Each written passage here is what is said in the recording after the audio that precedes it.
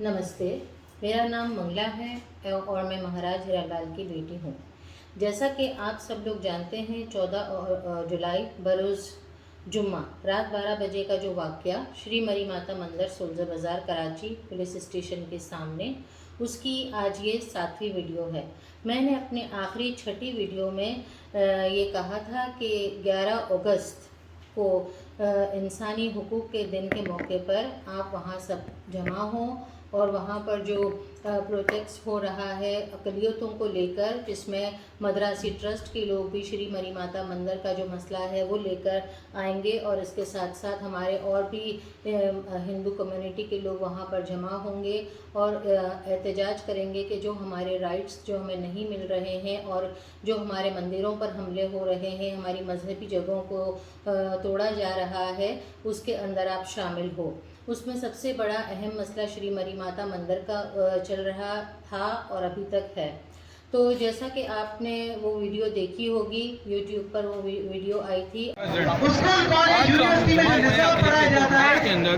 11 अगस्त जो है माइनॉरिटी को शो करता है। हमारे कायदे आज़म जी ने फरमाया था कि और आज़ादी बेहतर अलिया जो है आज़ादी से जो है आपके हकूक़ जो हमारे राइट्स हैं, जो कायदे आज़म जी ने फरमाया था मस्जिदों के लिए, चर्च के लिए, गुरुद्वारे के लिए, सभी मज़ाहिब की जगह पर जाने के लिए आज़ाद है। आपका इससे कोई नहीं होगा, पर आज जो है ये नजर और जिसके अंदर श्री मरी माता के मसले को पर बात की गई थी और उसमें हमारे मदरासी ट्रस्ट के कुछ मेंबर भी थे और इसके अलावा माइनॉरिटीज़ के कुछ मिनिस्टर भी वहाँ पर आए हुए थे और साथ में महाराज रामनाथ जी भी वहाँ पर थे और उन्होंने सबने अपनी अपनी जो बातें थी, जो मसले मसाइल थे और श्री मरी माता के मंदिर को लेकर वो तमाम बातें अपने यूट्यूब के चैनलों पर और न्यूज़ चैनल वाले जो वहाँ पर आए थे उसके ज़रिए उन्होंने अपने पैगाम गवर्नमेंट तक पहुँचाने की कोशिश की। अब वहाँ पर जो हमारे माइनॉरिटीज़ के मिनिस्टर पहुँचे थे, रमेश कुमार अडवाणी जी, वो कहते हैं कि हम पर हमले तब तक नहीं हो सकते जब तक कि हम में से कोई अंदर मिला हुआ नहीं हो। हमारे ऊपर कोई हमला नहीं कर सकता जब तक कोई अंदर से मिला हुआ नहीं हो। तो हमें अपने आप को बेहतर करना है। पाकिस्तान की हुकूमत आगे से 11 अगस्त का दिन 11 से 14 तक ये 3 दिन हमारे लिए खुशियों के दिन है कि पाकिस्तान की आज़ादी। तो मैं उनसे ये पूछना चाहती हूँ कि उन्होंने भी पाकिस्तान में अपनी पूरी लाइफ गुजारी है एज अ माइनॉरिटीज़ को वहाँ पर किन किन मुश्किलात का सामना करना पड़ता है, वो अपनी ज़िंदगी को किस तरह से एक चैलेंज की तरह रोज़ाना वहाँ पर गुजारते हैं। तो क्या मैं ये समझ सकती हूँ कि श्री मरी माता मंदिर जो इतना कदीम मंदिर था, जो 150 साल पुराना था और महाराज हीरालाल वहाँ सर्विस दे रहे थे, तो क्या ये मुमकिन था कि एक अकेली लड़की इस इतने बड़े काम को सरअंजाम देती? क्या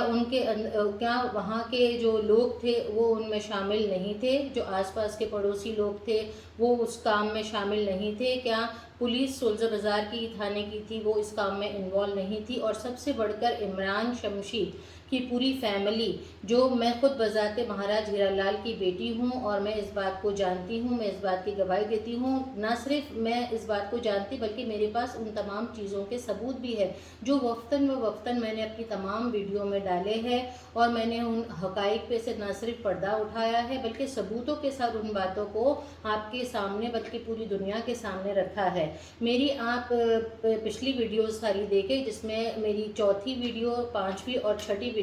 इन तमाम सबूतों को लेकर ही बनी है। अब मेरे चैनल जो है वो @मंगला 791 है, आप उस पे जाकर इन तमाम वीडियोस को बस सबूत के साथ देख सकते हैं। तो मैं यहाँ पर रमेश कुमार अडवाणी जी की बात से इत्तेफाक नहीं करती हूँ, क्योंकि जो वो कह रहे हैं वो ऐसा कुछ भी नहीं है। सिर्फ रेखा जो है अकेली ने इस काम को सरअंजाम नहीं दिया है, इसके अंदर इमरान की पूरी फैमिली इन्वॉल्व है और इमरान के दोस्त और बिल्डर माफिया के तमाम अफराद इस काम के अंदर शामिल है। अब इमरान कुछ सालों पहले या कुछ महीनों पहले इस काम में शामिल नहीं हुआ, बल्कि 19 साल का अरसा इस मंदिर کو اس فیملی کے قبضے میں ہو گیا ہے، اور اس بات کا ثبوت نہ صرف میں دے سکتی ہوں بلکہ مہاراج ہیرا لال جو اس وقت زندہ تھے وہ بھی اس فیملی سے کافی تشدد والی زندگی گزاری، انہوں نے ظلم برداشت کیے، اور اس فیملی نے نہ صرف مہاراج ہیرا لال کی فیملی کے ساتھ ظلم اور ستم نہیں ڈھائے بلکہ انہوں نے مندر کے جو اثاثے تھے، مندر کے جو کاغذات تھے، اس کی تبدیلی میں مختلف بلڈرزوں کے ساتھ سودا کرنے میں، اور ان سے جو رقم حاصل ہوئی ہے وہ بھی انہی کے قبضے میں ہے۔ جیسا کہ میں نے پہلے اپنی ویڈیو میں بتایا تھا کہ 2005 کے اندر جو داؤد بلڈر کے ساتھ جو سودا ہوا تھا اس سے 15 لاکھ روپے کا جو ٹوکن ملا تھا وہ عمران شمشی کی والدہ کے اکاؤنٹ میں گیا تھا، جو نہ صرف میں نے اس چیک کو دیکھا تھا بلکہ مہاراج ہیرا لال بھی اس بات کی گواہی دیتے تھے اس وقت کہ وہ رقم ان کے سامنے لی گئی تھی، وہ چیک ان کے سامنے داؤد بلڈر نے دیا تھا عمران شمشی کی والدہ کو۔ عمران شمشی بھی اس وقت موجود تھے، ریکھا بھی تھی، اور بلڈر کے کچھ لوگ بھی وہاں پر تھے، اور وہ چیک انہوں نے اس کی والدہ کے نام پر بنا کر دیا تھا۔ تو یہاں پر یہ بات کلیئر ہو جاتی ہے کہ ریکھا نے اکیلی نے اس کام کو سر انجام نہیں دیا۔ اب میں یہاں پر آپ کو اپنا تعارف اور مزید ڈیٹیل میں کرتی ہوں کہ جیسے میں مہاراج ہیرا لال کی بیٹی ہوں، ویسے ہم 3 بہنیں تھیں، مدھو بائی، منگلا اور ریکھا۔ مدھو بائی کی ڈیتھ 2017 میں ہو گئی، 9 جنوری کو ان کا انتقال ہوا، اور اس کے بعد میں ہوں منگلا، اور میں اپنی فیملی کے ساتھ پاکستان چھوڑ چکی ہوں۔ اب ہے ریکھا۔ ریکھا کو بار بار ہیرا لال مہاراج کی بیٹی کے نام سے متعارف کیا جاتا ہے، کیوں؟ جبکہ میں نے اپنے تمام ثبوتوں میں اس بات کو واضح کر دیا ہے کہ وہ عمران شمشی کی بیوی ہے، ان کا ایک بیٹا ہے محمد ارسلان اس کا نام ہے، اور اس کی انہوں نے باقاعدہ اسلامی رسم و رواج کے تحت سنت کی ہے مندر کے احاطے میں۔ وہ ساری تصویریں، اس کی ساری ڈیٹیل میں نے اپنی پچھلی ویڈیو میں ڈال دی ہے۔ اب بتائیے، جب تک ایک عورت اپنا مذہب تبدیل نہیں کرتی، وہ اسلام کے دائرے میں داخل نہیں ہوتی، تو وہ کس طریقے سے ان کا جائز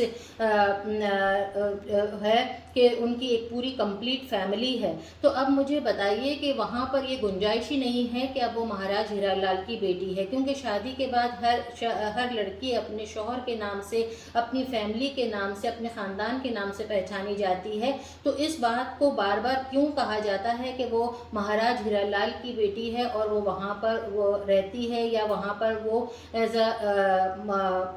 مالک وہاں پر وہ ہے؟ تو مجھے سب سے پہلے تو جتنے بھی منسٹرز ہیں یا وکیل ہے، جیسے ارون پرساد کو میں نے دیکھا جو سٹی کورٹ کے باہر کھڑے ہو کر یہ کہہ رہے ہیں کہ شری مری ماتا مندر سولجر بازار کا جو مسئلہ ہے کافی ٹائم سے میڈیا کے اندر کافی زور پر تھا، اور نہ صرف میڈیا کے اندر بلکہ BBC میں بھی اس کی خبر آئی ہے، اور اس پہ کافی رپورٹنگ وغیرہ باہر کی کنٹریز میں ہوئی ہے۔ نمستے، السلام علیکم دوستوں، میں ہوں Arun Prasad, advocate high court. آج ہم یہاں موجود ہیں سٹی کورٹ میں۔ آپ سب دوست جیسے کہ جانتے ہیں کہ یہ ایک انٹرنیشنل ایشو بن گیا تھا مری ماتا مندر والا۔ آپ سب دوستوں نے دیکھا ہوگا، BBC نے بھی ایک رپورٹنگ کی کہ سولجر بازار میں واقع ایک مندر تھا، اس مندر کو جو ہے وہ توڑا گیا۔ اب بہت سے لوگ جو ہیں وہ مہاراج سوامی کو اس کا نشانہ بنا رہے تھے کہ مہاراج سوامی جو ہیں وہ انڈیا کے ایجنٹ ہیں، وہ یہ کر رہے ہیں، وہ یہ کر رہے ہیں، جبکہ ہمارے اپنے لوگ، ایک ریکھا نامی عورت جو مہاراج ہیرا لال کی بیٹی ہیں، جو گزشتہ 100 سال پرانا ایک مندر واقع تھا، جہاں اب ان کی فیملی میں اس ریکھا نامی عورت کے علاوہ اور کوئی بھی نہیں رہتا۔ یہ سارا جو مندر کے پیچھے اسٹوری تھی مندر کو توڑوانا، یہ سارا ریکھا نے جو ہے وہ بلڈر مافیا کے ساتھ مل کے مندر کو توڑوایا، اور جو مندر جس کا ایک سینٹرلائز سسٹم تھا کہ مندر کی جو مورتی تھی یا جو مندر کا کمبھ تھا وہ سینٹر میں بنا ہوا تھا، وہاں سے ساری مورتیاں، سارا سیٹ اپ اٹھا کے وہاں سے گلی بات سے اتفاق کرتی ہوں، لیکن ہمارے جو وکیل حضرات ہیں یا جو منسٹر وہاں پر ہے، میں ان کے سامنے بار بار یہ بات رکھتی ہوں، بار بار یہ مدعے ان کے سامنے لے کر آتی ہوں کہ شری مری ماتا مندر ٹرسٹ کی جگہ تھی، مہاراج ہیرا لال وہاں پر ایز اے پجاری اپوائنٹ ہوئے تھے، انہوں نے اپنے 80 سال سے زائد وہاں پر اپنی سروس دی ہے، اور اس کے ساتھ ساتھ نہ صرف مہاراج ہیرا لال نے بلکہ ان کی والدہ، ان کے والد جو کہ پارٹیشن سے پہلے کے وہاں رہتے تھے، انہوں نے بھی اپنی ساری زندگی وہاں وہاں پر پوجا پاٹ میں اور مندر کو سنبھالنے میں وہاں پر صرف کی ہے. اور ساتھ ہی ساتھ جب مہاراج نے اپنی پوری زندگی وہاں پر مندر کی دیکھ بھال میں گزاری, اور اب جبکہ ریکھا ان کی بیٹی تھی, لیکن عمران کے بعد شادی کے بعد عمران سے مندر کے ساتھ یا اس پراپرٹی کے ساتھ اس کا کوئی تعلق نہیں ہے, تو اس بات کو کیوں عدالت کے ذریعے یا انویسٹیگیشن کے ذریعے کھول کر سامنے لوگوں کے کیوں نہیں لایا جا رہا ہے, یا اس مسئلے کے اوپر کیوں نہیں کسی بات کی جانچ پڑتال کی جا رہی ہے. سندھ اسمبلی میں بھی کھڑے ہو کر گیان چند اقلیتوں کے جو منسٹر ہے وہ اپنی تقریر میں کہتے ہیں کہ شری مری ماتا مندر ایک پرائیویٹ پلاٹ ہے اور یہ ڈونیٹ کیا ہوا ہے. نے یہ زمین ڈونیٹ کی تھی 150 سال پہلے,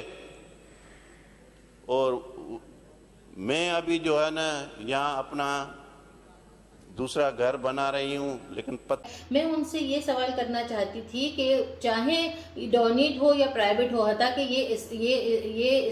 اس شری مری ماتا مندر کا یہ ڈسپیوٹ ہے ہی نہیں. اگر ہم یہ بھی دیکھیں کہ جیسے مندر ہے, مسجد ہے, چرچ ہے, یہ عبادت کی جگہ ہوتی ہے, یہ کسی کی ذاتی ملکیت نہیں ہوتی. آپ اس کو اپنے ذاتی کسی مقصد کے لیے استعمال نہیں کر سکتے. نہ وہاں آپ کوئی رہائشی پلاٹ وغیرہ بنا سکتے ہیں, نہ آپ وہاں پر کوئی بلڈنگیں دکانیں وغیرہ نکال سکتے ہیں. وہ ایک پوجا کی جگہ ہے, وہاں پر عبادت کے لیے لوگ آتے ہیں. تو ہمیں اس چیز کو, اور یہ تو شری مری ماتا کا مندر تو 250 سال پرانا تھا, جو کافی قدیم تھا اور ایک ہسٹوریکل پلیس کی طرح تھا. اور وہ مندر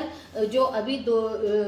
40 فٹ کی جگہ پر بنایا گیا ہے, اس مندر کو دیکھ کر آپ کو لگتا ہے کہ وہ مندر پرانا ہے, یا مندر کی جو عمارات ابھی جو نظر آ رہی ہے کیا وہ 250 سال پرانی لگتی ہے.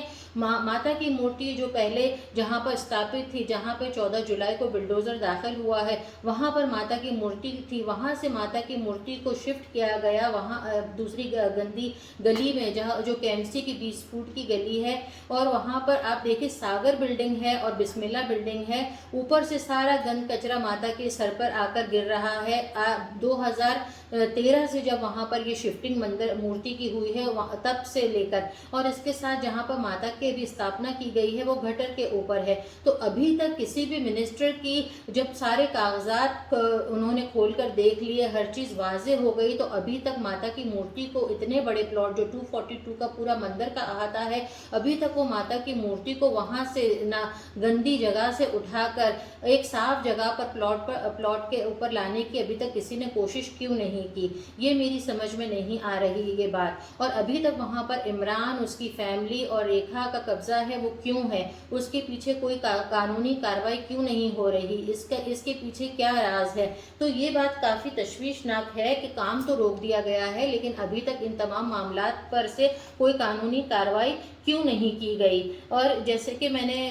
ایک ویڈیو میں دیکھا کہ رام ناتھ مدراسی ٹرسٹ اور کچھ پڑوسیوں کے نام کے ساتھ ایک FIR کورٹ میں داخل کی گئی تھی ریکھا کی طرف سے. تو اسی طرح کا ایک جھوٹا کیس میرے اوپر بھی 2010 میں لگایا گیا تھا, جس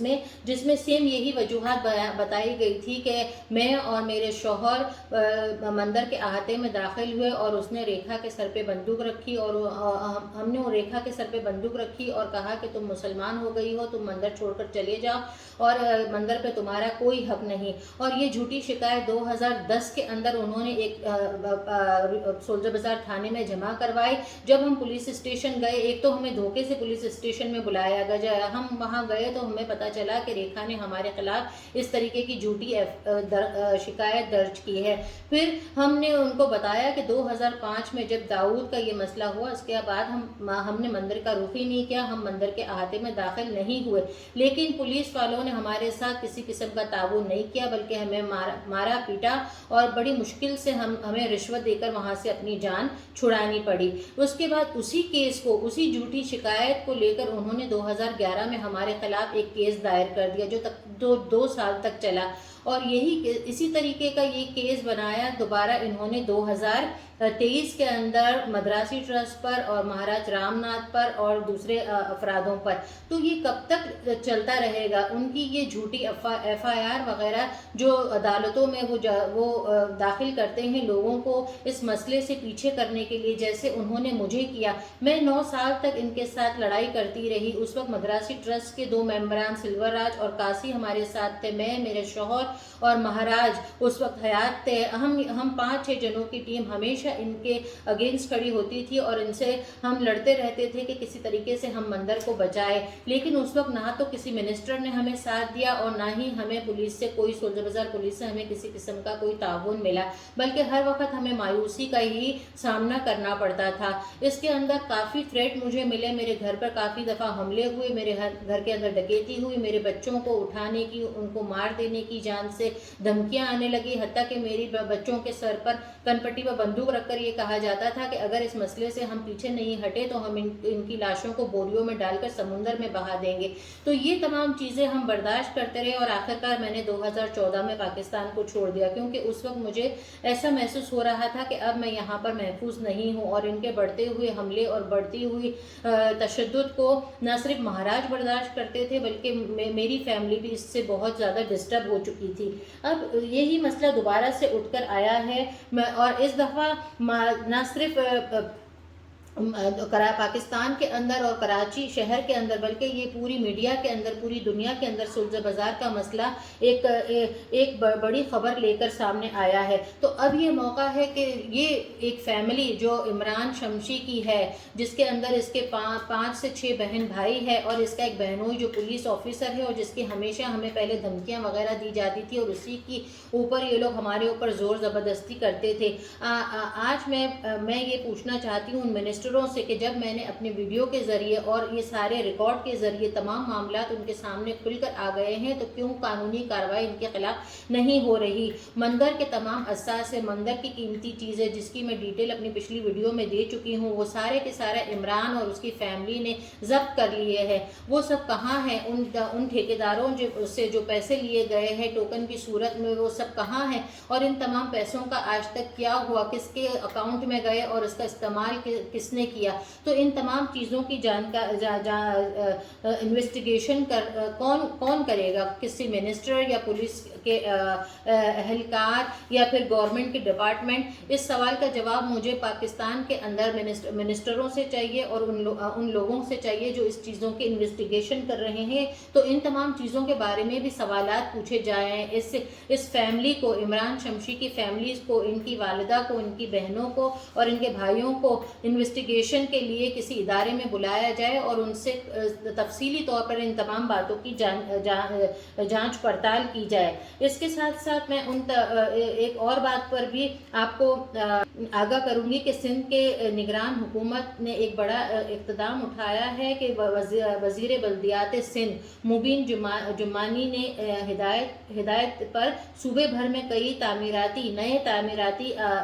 کاموں پر پابندی عائد کر دی ہے. اب یہ پابندی نہ جانے کب تک ہے اور کن تعمیراتی اداروں پر ہے اور اس کے نتائج کیا برآمد ہوں گے یہ ہم نہیں جانتے. کیا مینورٹیز کو ان کا حق ملے گا؟ جیسے ابھی کچھ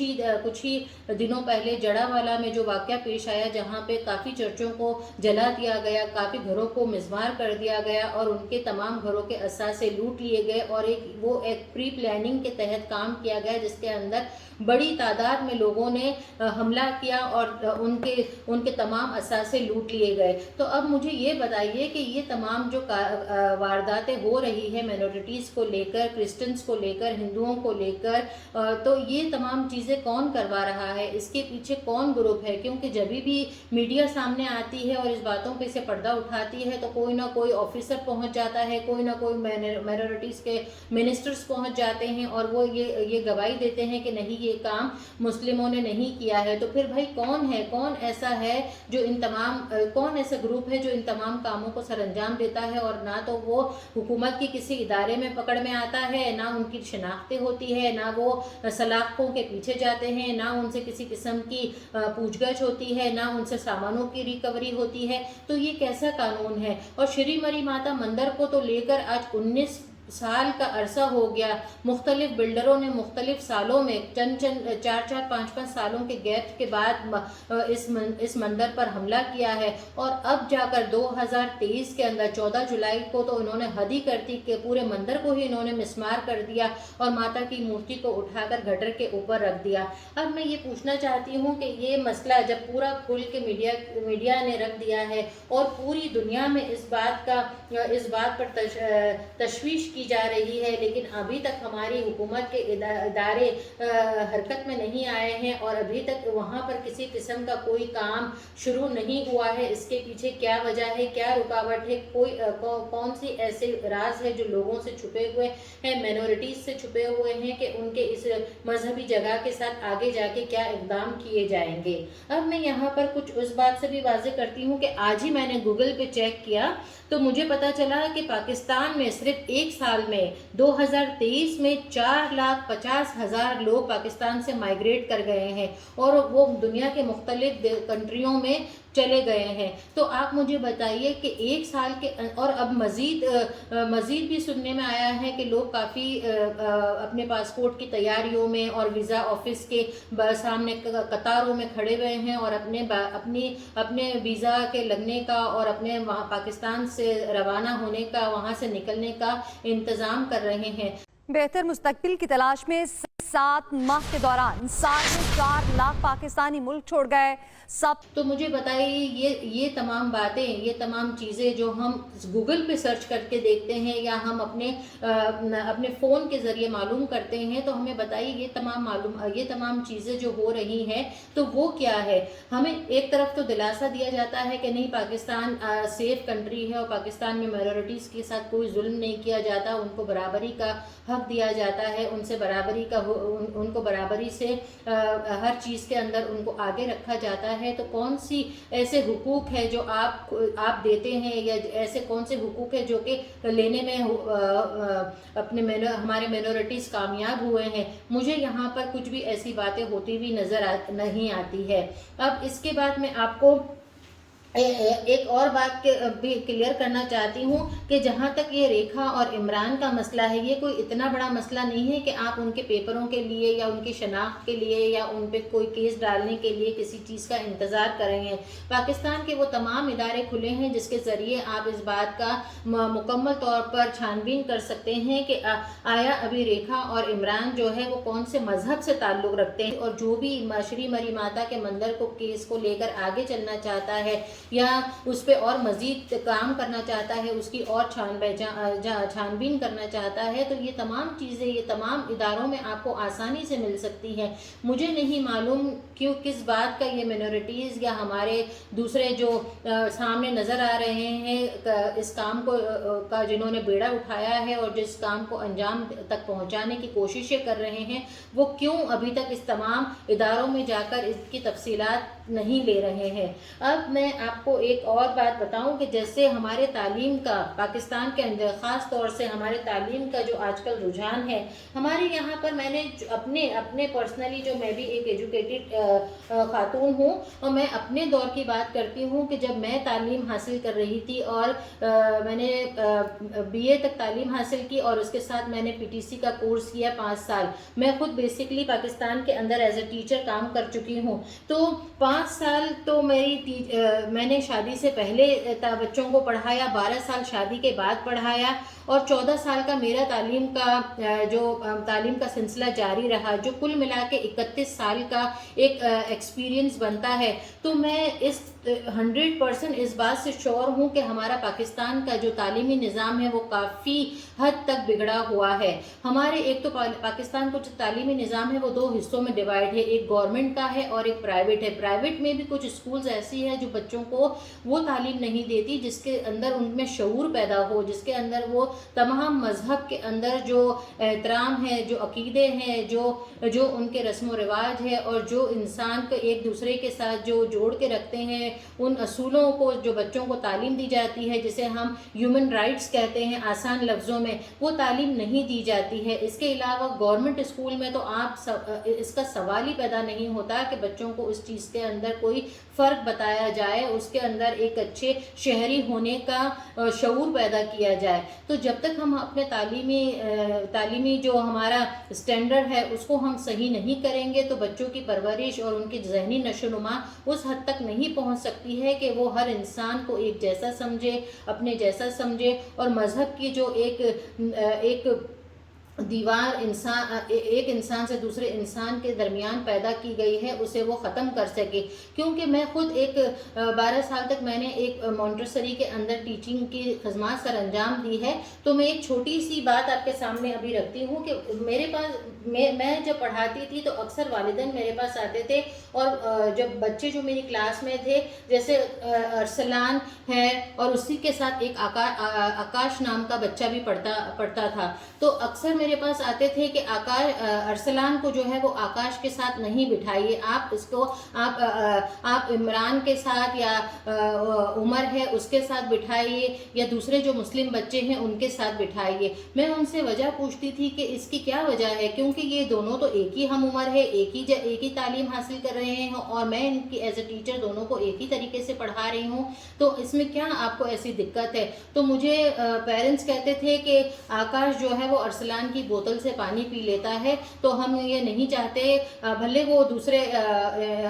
بچوں کے ہمارے جو مسلم بچے ہیں وہ ان کی بوتل سے پانی پی لے تو کوئی فرق نہیں پڑتا کیونکہ وہ آپس میں بھائی ہے. تو میں یہ سوچنے پر مجبور اس وقت ہو جاتی ہوں کہ یہ تو بیچارے بچے جن کو ابھی نہ تو اسلام کا پوری طریقے سے معلومات ہے, نہ ان کو ہندوازم کے بارے میں, نہ کرسچن کے بارے میں. جب ہمارے گھر کی پرورش, ہمارے گھر کے اندر جو ماحول ہے وہی بچوں میں فرق پیدا کر دیتے ہیں, اس وقت جب ان کے ذہن کافی کمزور ہوتے ہیں. ایک 3 سال 4 سال کے بچے, 5 سال کے بچے جب ہمارے مونٹیسریز میں پڑھتے ہیں تب والدین ان کے ذہنوں میں اس طریقے کا ایک زہر گھول دیتے ہیں, ان کے اندر ایک فرق پیدا کر دیتے ہیں. جب وہ بڑھتے جاتے ہیں اور اپنے پرائمری لیول پر, سیکنڈری لیول پر, اور پھر جا کر جب پڑھ کے نکلتے ہیں تو ان کے ذہن اس قدر پختہ ہو چکے ہوتے ہیں کہ ان چیزوں کو وہ معاشرے کے اندر, سوسائٹی کے اندر اس چیزوں کو استعمال کرنا شروع کرتے ہیں. پھر وہ سوسائٹی میں آ کر جس بھی پیشے سے وہ منسلک ہوتے ہیں پھر ان چیزوں کے اندر جابس پر وہ پریشانیاں پیدا کرتے ہیں, ایک دوسرے کے ساتھ وہ میل جول نہیں کرتے ہیں, اور کافی ایسی باتیں ہوتی ہیں جو بڑے جھگڑے اور فساد کو جنم دیتے ہیں. تو پھر جا کر آپ یہ کہتے ہیں کہ جب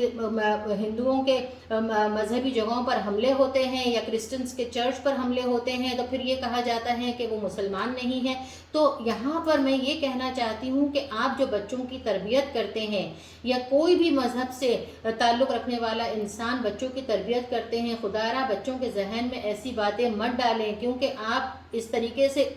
بچوں کو اور انسان کا دشمن آپ اپنے گھر میں ہی بنا رہے ہیں. میں یہی چاہتی ہوں کہ آپ باہر کی جو کنٹریوں کی بات کرتی ہیں کہ ہمارے تمام جو کتابی مقدس کتابیں ہیں ان پہ وہ لوگ عمل کرتے ہیں اور وہ اپنی زندگیاں ان اصولوں کے مطابق گزارتے ہیں, تو نہیں, یہ آپ کی خوش فہمی ہے اور ایک طریقے سے غلط فہمی ہے, کیونکہ ایسا نہیں ہے. باہر کے ملکوں میں یہاں پر کوئی بھی بائبل کی جو تعلیم ہے اس کو لے کر یا کسی اور مذہب کی کتاب کی تعلیم کو لے کر انسان نہیں چلتا. یہاں پر ہیومن رائٹس, انسانی حقوق, انسان کے ایک دوسرے کے ساتھ کیا ایک گیو اینڈ ٹیک ہونا چاہیے, کس طریقے سے ہم ایک دوسرے کے دکھ درد, تکلیف یا پریشانیوں کو دور کر سکتے ہیں, وہی چیزیں ان کو بچپن سے سکھائی جاتی ہے. وہی اصول اور وہی تعلیمی سبق ان کی ہر کتابوں کے اندر میں نے دیکھا ہے. میرے بچے یہاں پر جب آئے تھے ان کی عمریں 12 اور 13 سال کی تھی. ابھی وہ میٹرک یہاں کمپلیٹ کر چکے ہیں, کالج کمپلیٹ کر چکے ہیں, یونیورسٹی میں ابھی وہ پڑھ رہے ہیں. میں نے ان کی کوئی بھی درسی کتاب کو اٹھا کر میں نے دیکھا, کہیں بھی میں نے کوئی ایسا سبجیکٹ نہیں دیکھا جو بائبل سے نکالا گیا ہو, جو کسی اسلامک ریلیجن کی بک سے نکالا گیا ہو, کسی گیتا سے نکالا گیا ہو. ان کے ہر کتابوں کے اندر, ہر چیز کے اندر صرف ایک ہی لیسن ان کو دیا جاتا ہے, وہ ہے انسانیت کا, ہیومن رائٹس کا, ایک دوسرے کو کس طریقے سے ہم رسپیکٹ دے سکتے ہیں, کس طریقے سے ہم سوسائٹی میں ایک ہو کر اپنی زندگی کو پرسکون گزار سکتے ہیں. تبھی میں یہی چاہتی ہوں کہ ہمارے جو پاکستان کا نظام ہے اس کو بھی بدلنے کی کوشش کی جائے. ہمارا جو ایجوکیشن کا ڈپارٹمنٹ ہے اس کو چاہیے کہ اس بارے میں سوچیں. اور جو بھی میں خود اپنے بچپن کی بات کہتی ہوں کہ میں نے ہر کتاب کے اندر، ہر کلاس کے اندر، ہر مذہب کے اوپر لے کر چیپٹرز جو پڑھے ہیں، اس کے اندر جب وہ لیسن ہماری کلاسز میں ہوتا تھا اور ٹیچرز ہمیں وہ لیسن پڑھاتی تھی، تو میں خود اپنی پرسنلی لائف کے بارے میں بتاتی ہوں کہ وہ چیپٹر میں جو بھی لیسن ہوتا تھا وہ دوسرے مذہب کو لے کر اس میں فساد، نفرت، لڑائی اور اسی طریقے کو انتقام، ان تمام چیزوں کو وہاں پر ہائی لائٹ کیا جاتا تھا. اور جب بھی اس لیسن پہ ڈیبیٹ ہوتی تھی یا ٹیچرز اس پر کوئی لیکچرز وغیرہ دیتی تھی، تو پوری کلاس کی لڑکیاں مڑ کر میری شکل کی طرف پیچھے دیکھتی تھی. اور مجھے بڑی حیرت ہوتی تھی کہ جب کوئی ٹیچر اس طریقے سے لیکچر دے رہی ہے تو یہ سب میری شکل کو کیوں دیکھ رہی ہے. تو وہ ظاہر بظاہر ایسا ہوتا تھا کہ جو وہ لیسن دے رہی ہے شاید اس کی ذمہ دار میں ہوں. تو یہ سب چیزیں اس طریقے کی ہے جو انسان کے ذہنوں کو ایک حد تک محدود کر دیتی ہے، اس کے اندر نفرتیں پیدا کرتی ہے، اس کے اندر مذہب کو لے کر ایک میں کہہ سکتی ہوں کہ ایک فساد سا جنم دیتی ہے. اور پھر وہ جیسے جیسے بڑے ہوتے ہیں اس کے اندر وہ چیزیں ایک انتقام کی صورت اختیار کر جاتی ہے. تو برائے مہربانی میں آپ سے اپیل کرتی ہوں کہ ایجوکیشن کے جو ڈپارٹمنٹ کے لوگ ہیں جو ہر سال بچوں کی بکس کے اندر کسی قسم کی ایڈیشنز وغیرہ کرتے ہیں یا اس میں کسی قسم کی تبدیلیاں لاتے ہیں، اس کے اندر برائے مہربانی ان نفرتوں کو اور ان تمام باتوں کو ہٹا کر کوئی اچھی باتیں، کچھ ایسے چیپٹرز ڈالیں جو ایک دوسرے کے اندر پیار و محبت پیدا کر سکے. تبھی جا کر یہ ہم ان مسئلوں سے نجات حاصل کر سکیں گے جو آج پاکستان کے اندر چل رہے ہیں مائنورٹیز کو لے کر. آج کی میری جو یہ ویڈیو تھی، میں آپ کو بس یہی پیغام پہنچانا چاہتی تھی کہ شری مری ماتا کے مندر کا مسئلہ ابھی وقتی طور پر تو کام کو روک دیا گیا ہے، لیکن آگے جا کے اس پہ کیا امپلیمنٹ ہوگی، اس کا کیا نتیجہ نکلے گا، یہ میں نہیں جانتی ہوں. لیکن ان تمام باتوں کو میں نے آج اجاگر کیا ہے اپنی اس ویڈیو کے ذریعے. لیکن میں یہی چاہوں گی کہ ابھی بھی یہ مسئلہ حل نہیں ہوا ہے، یہ مسئلہ ایسے حل نہیں ہوگا. شری مری ماتا کے مندر کو اگر آپ کو دوبارہ سے ریکنسٹرکشن کرانا ہے، ماتا کی مورتی کو اپنی جگہ عزت سے اس کی اپنی پرانی جگہ پر ثابت کرنا ہے، تو سب سے پہلے وہاں پر ہوئے جو قبضہ ہے، جو ریکھا، عمران شمشی کی پوری فیملی اور سولزہ بازار کا تھانہ اور اس کے علاوہ محلے کے کچھ افراد اور کچھ افسران جو صرف حکومت کی نہیں، حکومت کے آدھے مختلف اداروں میں ہیں، ان لوگوں کے اوپر کارروائی کی جائے، مکمل طور پر ان کی چھان بین کی جائے. اور اس کے ساتھ ساتھ مندر کے جو اثاثے وغیرہ کس کے پاس ہے اور مندر کی جو چیزیں ہیں جو اب نہیں نظر آ رہی وہاں پر، وہ کس کے قبضے میں ہیں، ان تمام باتوں کی انکوائری کی جائے. میں اپنی ویڈیو کے اختتام میں یہی کہوں گی کہ میرے نئے سننے والے ویڈیو جو میری آج یہ ویڈیو میں نے ڈالی ہے، اس کو لائک کیجئے، شیئر کیجئے، سبسکرائب کیجئے، اور اس کے ساتھ ساتھ میں نے جو اپنی پچھلی ویڈیو ڈالی ہے ان کو دیکھیے، تاکہ آپ کے سامنے میں نے جو باتیں کری ہیں ان تمام چیزوں کے